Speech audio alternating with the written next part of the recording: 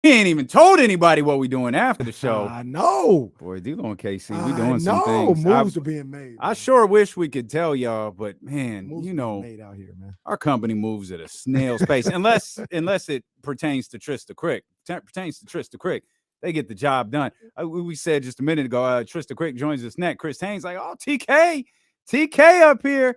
Like, we should have kept Chris here with Trysta. We probably could have left and just let. I would have just sit back and been watching. Mm-hmm. Been watching the conversation. TK, what's happening? Love me some Chris Haynes.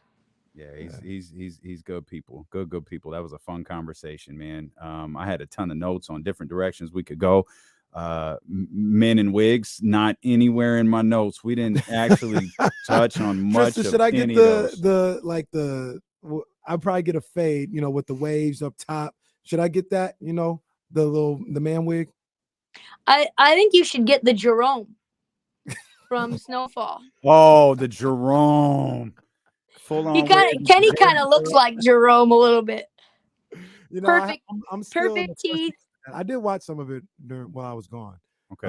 But I was getting caught up on Power. Power was crazy. Oh, Power! I watched my movie. Yeah. Power Did you finish? Crazy. Did you finish? See this? Oh man, Power! Crazy. Lord, are you a Power watcher? They're gonna keep Power going. I'm like still catching up. I like watched maybe the first half of season 1 and I just like stopped. Oh, Power is fire. But I'm convinced that show's going on forever now. Yeah, it can. They're just gonna keep getting. It's never gonna stop. It's gonna be the new Miami Vice now. The way they keep getting spin up. Miami Vice. Yeah, you mean they got multiple CSI. Miami Vices? Well, no, Miami Vice, the original, remember, is the brother and that's Don Johnson. Yeah, that's what Tyreek and Brayden gonna be. No, but he's talking about I know what you're talking about, Dan. I guess You're on like, the other side, it's gonna be like Law and Order SVU, Law and Order CSI, Law and Order just regular. Definitely on that path. Yeah. 100%. Yeah, they knew they needed to bring back some of the originals in this season. You get to the end of this season of Ghost, and it was like, oh boy, everybody's in this. Goodness gracious. Oh, that's such a great show. All right, let's get down to business. We haven't really talked about this. We didn't even mention this with Chris. Man, Trysta, our Dubs. What's the future of Bob Myers and what's the future of that position in Golden State? It's so hard to say goodbye to yesterday. That's the vibe that I have. Yeah, I think Bob Myers I could see him easily leaving basketball for a huge bag. I posted this on your Twitter. The thing that I kept hearing was that he has opportunities outside of basketball to take his lens on business and building things to another realm. And you know how venture capital is, private equity is. They give you, double what you get as a GM. We know Daryl Morey makes somewhere in the 10 range. They were willing to make Bob Myers, I heard, like the highest paid or one of the highest paid GMs. I heard he asked for 20. Yeah, I mean, because that's what I heard that the VC is offering him. So I heard 20 million from the VC, and he's probably that's per year, by the way, for those who are wondering, that's per year. Per year. Yeah, per year. And if you're Bob Myers, you're like, listen, I've been babysitting a lot, lately. So I'm going to need at least 20 in order to turn down this. I don't know if it's tech. I don't know what business it's in, but he's got a lot of opportunities. I was kind of joking about that on the podcast last night when I recorded. It's like, he also could go into media. He has a podcast. Everybody's got a podcast now. Maybe he'd be free to be very open about the industry if he's in completely somewhere else and has the side podcast. Maybe you could probably squeeze out $3 to $5 million a year just from that. Yeah, I can think of a 4-letter network that'd be happy to pay you for it. This guy got options. Yeah, that's what it comes down to. This guy got options. Ops on ops. But you said something that was interesting, Trysta, because putting together this roster and doing all that, it was big time. He did a great job with it. But it's almost, I want to say on cruise control, but they got everybody. But you talked about how he's been doing a lot of babysitting lately. And I think ultimately that's probably the thing that he just was like, I don't want to do this anymore. It's not building the roster because Steph is locked in. For better or for worse, Clay, Draymond are locked in, Jordan Poole's locked in, Wiggins. They're like the roster, regardless if there are some holes, it's at the very least a playoff roster and a roster that could contend, if health is there and everything else like that. But the whole babysitting aspect of it, I think that is Trysta comes back into the picture. You okay, bro? It's fun because I've got the weight distributions all off because there's this little mic like that's hooked in so I can have clean audio for you guys. And it was a weird like balance, so it just flipped on. Oh, okay. It happens. Look like you sound incredible though. So that's I put the mic, it's like one of those little Rode mics with the muffle. Yep. So I think that's gonna be really good. But no, to your point, I was just saying, I think the babysitting aspect of it is something that's probably worn down Bob Myers from this whole situation. I think he might take a year off. I don't think he's going to run right into anything. Yeah, and think about the places that you can go where they're going to be able to offer you a lot of money, but also that you're not going to be babysitting either, right? The rumor has always been the Clippers, right? Because of his relationship with Jerry West, because Steve Ballmer is another owner that loves to spend. But that's a roster that's somewhat locked in right now as well. You've got Kawhi for another couple. You got Paul George for a couple. You don't have very many draft picks because you traded them all away to get Paul George, along with, trading away Shai Gilgeous-Alexander. So his ability to make changes and be a real GM again, there's only so many things that you can do on that team. So what team, if he was to go back to basketball, can he really mold and shape in a way that's real? Like, is the one gig that I think would be interesting and would showcase a lot of his ability is if Masai ended up getting jettisoned or moving on somewhere else and he was to take over a place like Toronto, because the way that they've managed that team has just clearly not worked. And the one championship that they got because they traded for Kawhi, I think Masai's sort of been running off of that. Like, that accolade is now, I think, run its course. The first shoe, which was Nick Nurse, got let go so that they can move forward. And maybe they say, well, maybe it's not a roster thing. Maybe it's a coaching thing. If they keep running out these 6'7" to 6'9" guys that can't shoot, that all do something similar with no center and no point guard, I promise you, it's only a matter of time before Masai Ujiri gets asked out of the door as well. Yeah. What do you guys think about that? I mean, I hear you. I feel like he's done a good job. Now, there's a lot of repetitiveness to that roster for sure. But I look at that on the flip side, RIP the flip side. I look at that on the flip side as he has a lot of pieces that he can move to balance out that roster. So you can probably move two of them. You can move OG and Precious if need be, or OG and Van Fleet, and get the shooting guard you need. Well, Van Fleet's a free agent. Well, he got a player. I'm just saying if he opts back in, then he's on your books. I don't think that's going to happen. What would happen though if that's the roster he wants? Like, what would happen if 6, 7, and 9 guys that are all switchable, long, athletic? What if that's the mentality he wants to continue with? Then you got to find a coach to make it work. Maybe that's Jordy Fernandez. Maybe it's somebody else. It's also not the worst idea in the world. It's not. Like that roster that they have. I think they got one too many threes. Clearly they felt like Nick Nurse was a problem though, because that was it wasn't like, hey, we really like Nick Nurse. Let's work on this roster. It was like, nah, let's move on from Nick Nurse. And I think Nick fired treatment in the tweet. I think from what I heard, Nick also wanted to go.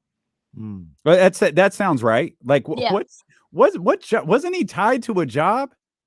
He was tied to Phoenix, I think. And the Lakers, like last summer.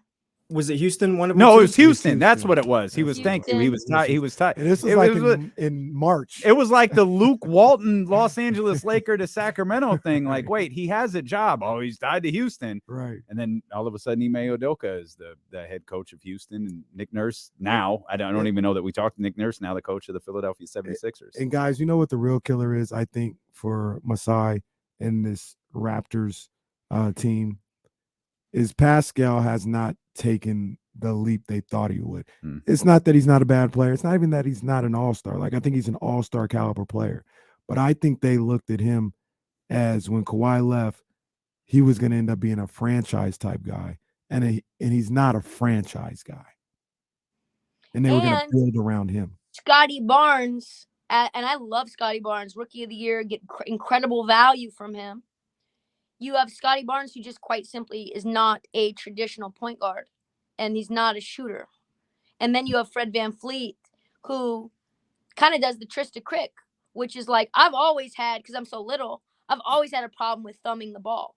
So he's got, but like, it's like the side spin on the ball he's not a pure shooter either. He's a streaky shooter, because when it's going in pure, it's wet. But when it hits the rim at all, it's going to spin out. Like he literally has side spin on every single jumper he puts off. Maybe it doesn't come across on TV, but you see it in person. So they don't have like pure. Pascal's not a pure shooter. OG Anunoby is a 40% 3-point spot up catch and shoot shooter, but you're not always getting those. And he's like a very streaky shooter. Like, who's the Gary Trent is a shooter, but he's 6'3" and doesn't play a lot of defense. The roster, in my opinion, has many holes. What do you think about Nick Nurse in Philadelphia? And the report that he was actually he was offered the Philadelphia job and the Phoenix job. I think that's fascinating. One, the question that I have, that it was not my first initial impression, because I don't know if you saw what my first initial impression was on Instagram, but it was like, wow, like, whoa. Yeah, I saw that. Yeah. That's it's loud. It was a loud first impression. It really was the first thing I saw it. I recorded that maybe 30 seconds after I saw the tweet. So it was still very raw. But like, it really is a massive wow. They really did that. And that to me tells the picture is Daryl Morey either knows James Harden was going to go no matter what, or he's finessed James into accepting this as a temporary solution for James, because we can offer you the most of anyone. Maybe you get traded down the road, maybe you don't. But like, strictly fit, the fit for Nick is incredible. These guys have never been coached hard, ever. James Harden's never been coached hard. Embiid's never been coached hard. Tobias never. Well, I guess a little bit with Ty Lue, but he's like a hybrid. They've never had accountability.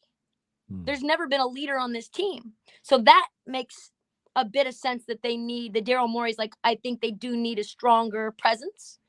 But the whole reason that Doc Rivers got fired to begin with was, according to Ramona Shelburne, because he was trying to tell James, you can't go off to Vegas and party during the playoffs. You can't leave on an off day and go down to Houston, and was trying to instill accountability. And that was what got him guillotined. And Nick Nurse is the kind of guy who doesn't just pull a Doc Rivers and throw you under the bus after the postseason ends. He does it on a random Tuesday in January. He'll do it all day, every day. Do you think Embiid is built for that level of criticism from his coach? How is he going to take that? These guys are injury prone and their bodies break down. How are they going to adapt to shorter rotations and high usage and minutes like Nick Nurse has done for the Toronto Raptors for many years? He had guys he could play, but he had a 6-7 man rotation that he used in January. James is a problem. Yeah. Like which is why Houston welcoming him back with open arms and allegedly an open pocketbook is insane. Does he though? Will they though? Like, will they? Don't you feel kind of like Ime Udoka just said that just to get the job? It's like, I hope so. And then was like, we'll see once it, like, we don't know if he really wants Houston yet. I would be amenable to discussing the possibility of James coming into the locker room again, because he's such a legend in Houston and he's an OG and he can mentor Jalen Green. But in the back of Ime Udoka's head, do you think he believes he's a smart guy? Do you think he believes that what he says to James Harden's going to get through? I think Ime Udoka was like, let me get back in the league here right quick. He had options though. He didn't, he could have gone to Toronto. He said no. So I don't think I knew that. Yeah. He said no. He said that the Toronto situation was not as favorable as the Houston situation, so he said no.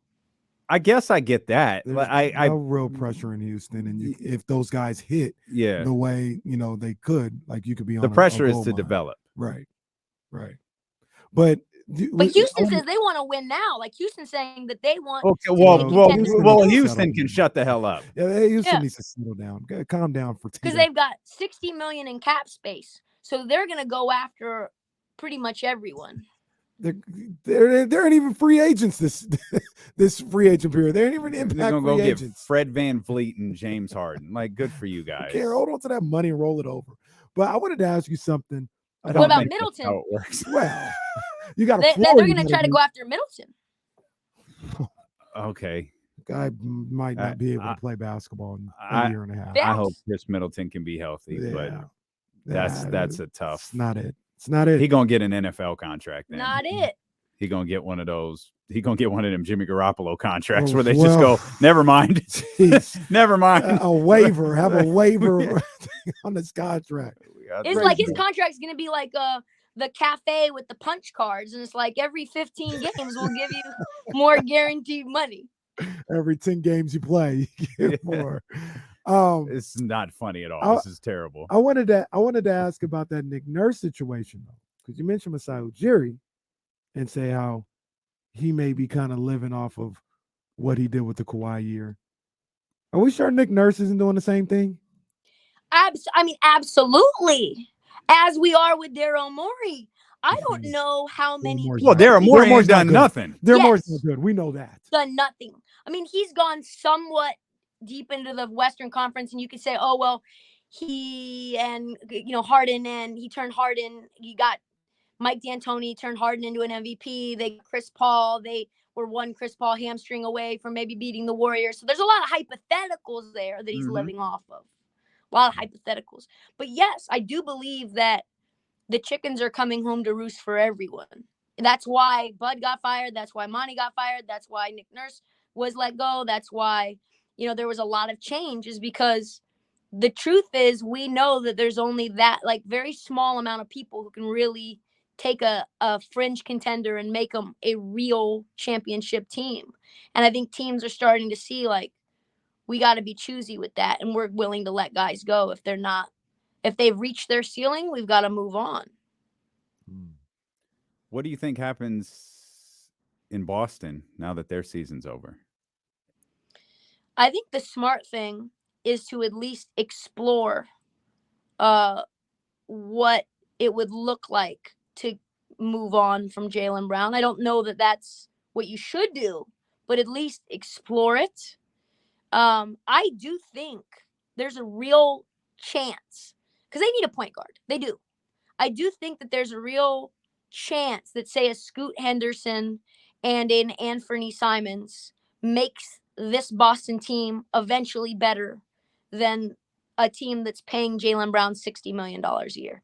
Anthony's making 25. Scoot will make whatever the third pick scale is. You maybe see if you can send Jaylen to Portland.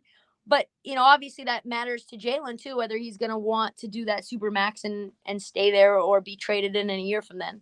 So I think that's worth at least consideration, considering the tax situation that they're going to be in with the new CBA. And I don't know what they do with Mazzulla. Game 7 was a bad look. Mazzulla, he's fine. He should be back. I think Mazzulla's fine. His speech was a little rocky. Yeah, that was I was like, settle down a little, Mazzulla. Just smile. Just smile. That's the most important part. Settle down just a little bit. But maybe you guys can answer this question. Can they do a super max sign and trade with Jaylen? No. You cannot. If he gets the super max, he cannot get moved for a year. It's more. I think it's more than that. The super max, I think he's walking away from close to $100 million, isn't he? Yeah, it's 4 years and 109. Is it 94? Mm-hmm. And then it's 5 years. I know it's $60 million a year for Jaylen under the Supermax, $59.4 million a year, spread over 5 years each year, average. It's a massive difference. I think it's about $100 million. You're right. And they gotta. If I'm Boston, so you talk about Anthony Simons in school. If I'm Boston, I'm trying to get Dame. Like that's the move. It's not happening. Not happening. Why? Because Portland's not going to Sacramento. Because Portland's not going to. Portland's not going to make that move. I just know them. So Portland. I said a couple weeks ago, Portland needs to do either or, move the 3 pick and bring somebody in for Dame, or move Dame. You think they're in on moving the 3 and keeping Dame? 95% confident that that's what they're in on. Wow.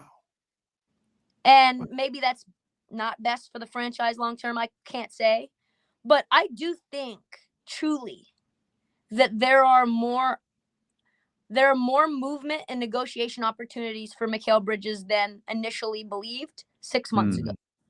And if you can get Damian Lillard's favorite small forward on planet Earth, Damian Lillard will be happy. I think you can I think that's a really good core with Shaedon, him, Mikal. You would re-sign Jeremy Grant, and then you would try to find yourself a center that works, right? Like Nurk has to go. That's just not working. But like maybe Talk about tough contracts to move. What the hell do you merge that contract? He's not making that much. For what he is. I think he makes $20 million. There's gonna be somebody that you could package him for that might want him. I wouldn't be shocked if they like put a first, like the 23rd pick with Nurk to match. You know what I mean? Yeah. You obviously would have to. He's a negative asset. But maybe you try to finesse someone as well that needs somebody like Nurk or thinks that they do. Anyway, I do think Mikal Bridges is it's a possibility without trading Shaedon. I think you could trade the 3, Anthony Simons, maybe say somebody like Trendon Watford or Nasir Little, one of these other young guys that are, can do versatile things and match the contract amount. And I think that would keep Dame very happy, but I also think that would be good for the team. Now, I love the Thompson twins, personally. I do. I like Scoot. I really like the Thompson twins a lot. But Dame's not going for that. He's already said, I'm not in for if we're keeping this pick, I don't know what we're doing. And if sorry, Dan. If I'm Boston, I'm not trading Jalen for rookies. I'm trading him for somebody that can help Tatum win a title now. Like Tatum's entering that you're not blowing everything up. Yeah. But here's the thing, though. Here's the problem, I think, with Boston is that they just don't have enough 3-point shooters. And Anthony Simons can help you compete on that specifically. Now, it definitely impacts your defense in a negative way. But he on the perimeter is about as close to Damian Lillard, CJ McCollum as a hybrid as you're going to get. Like his shooting motion's similar. His percentages are similar. I think Dame obviously is just on a tier just slightly, below Steph on his own. But Anthony can shoot. And that would help them. And he can play point guard. That would help them a lot. That would help them a lot. And he's what, 4 or 5 years in the league right now. So he's not like a rookie. And you say, okay, well, we're going to try to get another wing. Maybe you try to get a wing that will develop over time. And so you increase the length of the window with getting a guard. You're trading in a wing for a guard, which is rough, but you're also getting shooting, elite shooting. The thing you said about Dame a minute ago, about him, the remark he made about, like, if we're drafting this pick, what are we doing? He said that before they moved up to 3. Do you think anything changed? The fact that for him, now that they've landed in one of those coveted spots, and it's not so much you're obviously you're getting a young player. You're not just getting a player in the draft. You're getting I think it's fair to say there are 3 truly coveted players in this draft. You're getting one of them. I think that's true. I don't know that Dame will buy into those all 3 being tier 1 talents. I believe there's only 1 tier 1 talent in this draft. Well, no, I think there's Victor, and then there's 2 tier 1 talents. Like, I think that's what it is. There's Victor by himself, and then there's Scoot and Brandon Miller. Yeah, it will take a long time for that player to be an all NBA type caliber talent. Shaden Sharp came along, and I think you kind of betted on the upside. I don't know. I think it was going to be Victor or nothing. I could be totally wrong. Maybe one of these kids blows them away in a team workout. Like, and he's like, okay, I'm comfortable with that, but we need to do some other things too. But if you can go after Mikal, this is probably the only opportunity you're going to have that good of a pick in a transcendent draft. And I would much prefer, let me ask you this. Would you prefer Mikal Bridges to Brandon Miller? Yes, right now? I would. Yeah. And I would be comfortable saying that Mikal Bridges is going to, I'm comfortable saying I'm 60% or maybe slightly more confident that Mikal Bridges will be a better player overall over and above Brandon Miller. I think Mikal Bridges is going to be a star. So do I. So I don't think Brandon Miller will be the caliber of player that Mikal is ever. He's just, his body doesn't, I don't like his body. I don't like his mentality. Maybe he's a great catch and shoot shooter, but I don't like his upside nearly as much. All right. Let's let TK go to work over at BetQL. Make sure you check out the Heat Check podcast. New episode just dropped. Didn't even talk about the NBA Finals. You can get Trista's thoughts on the there NBA we go. Finals. Disrespecting the Nuggets. Disrespect and the Heat. My goodness. Simultaneous disrespect. Thankfully, we've got plenty more time to talk about this. Trysta, Krick, BetMGM tonight. Heat Check podcast.